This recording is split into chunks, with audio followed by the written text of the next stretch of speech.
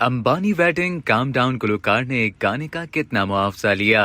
साल की सबसे बड़ी शादी करार दी जाने वाली आनंद और राधिका मर्चेंट की शादी बखैर खूबी अंजाम पा चुकी है, लेकिन इससे जुड़ी तफसीलात जैसे जैसे सामने आ रही हैं, लोगों को हैरान कर रही हैं। जहां शादी के इंतजामात, आराइश और दीगर लवाजमात शानदार रहे, वहीं बॉलीवुड और इंटरनेशनल सेलिब्रिटीज और अहम शख्सियात ने भी इसकी रौनक में इजाफा किया। आनंद अंबानी और राधिका मर्चेंट की शादी 12 जुलाई को मुनक्किद हुई, लेकिन प्री वेडिंग तकरीबात का सिलसिला कई माह पहले से जारी था। इन तकरीबात में भी जहां नामवर शख्सियात ने शिरकत की, वहीं दुनिया भर में मशहूर गुलकारों ने अंबानी खानदान के मेहमानों को अपनी परफॉर्मेंस से झूमने पर मजबूर किया।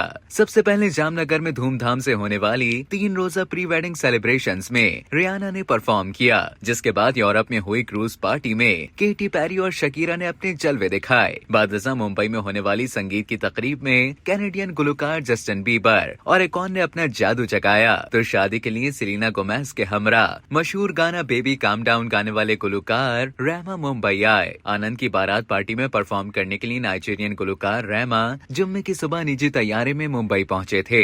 भारतीय मीडिया की रिपोर्ट के मुताबिक रहमा ने आनंद और राधिका की शादी में अपना viral track baby calm down गाने के लिए 25 करोड़ भारतीय रुपए यानी 83 करोड़ से जायद पाकिस्तानी रुपए मुआवजा वसूल किया। ख्याल रहे कि जस्टिन बीबर ने आनंद अंबानी और राधिका मर्चेंट की प्री वेडिंग तकरीबात में परफॉर्म करने के लिए 83 करोड़ भारतीय रुपए, नामवर गुलकार रियाना ने 74 करोड़, एकॉन ने 2 से 4 करोड़ भारतीय रुपए वसूल किए थे। प्री वेडिंग तकरीबात के दूसरे मरहले में परफॉर्मेंस के लिए गुलकार शकीरा ने 10 से 15 करोड़ और केटी पेरी ने 45 करोड़ भारतीय रुपए मुआवजा वसूल किया था।